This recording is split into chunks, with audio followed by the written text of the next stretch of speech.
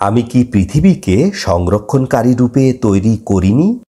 জীবিতদেরকেও এবং মৃতদেরকেও, এবং স্থাপন করেছি উঁচু পর্বতমালা এবং পান করিয়েছি তোমাদেরকে সুপেয় পানি। ধ্বংস সেদিন অবিশ্বাসীদের জন্য। চলো উহার দিকে যা তোমরা অস্বীকার করতেছিলে। তোমরা চলো 3 শাখা বিশিষ্ট ছায়ার দিকে। উহা ঠান্ডা নয় এবং অগ্নিশিখা হতেও রক্ষা করবে না। নিশ্চয়ই জাহান্নাম বড় কাঠখণ্ডের মতো আগুনের ফুলকা নিক্ষেপ করবে।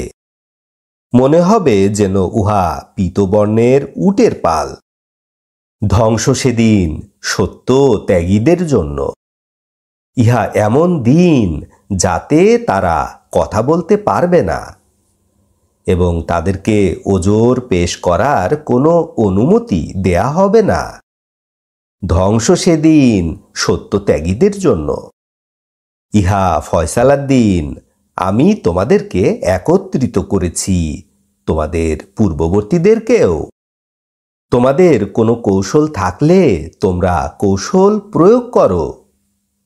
ধ্বংস সেদিন সত্য ত্যাগীদের জন্য। নিশ্চয় আল্লাহ ভীরুরা থাকবে ছায়ায় এবং প্রস্রাবনে ঝর্ণায়। চাহিদা অনুযায়ী অফুরন্ত ফলমূল খাও, পান করো তৃপ্তি সহকারে, এর বিনিময় যে তোমরা আমল করতেছিলে। নিশ্চয় আমি সৎকর্মপরায়ণদেরকে এভাবেই পুরস্কার দিয়ে থাকি। ধ্বংস সেদিন অবিশ্বাসীদের জন্য। খাও, উপভোগ করো অল্প সময়ের জন্য, নিশ্চয় তোমরা অপরাধী। ধ্বংস সেদিন সত্যত্যাগীদের জন্য। যখন তাদেরকে রুকু করতে বলা হয় তখন তারা রুকু করে না।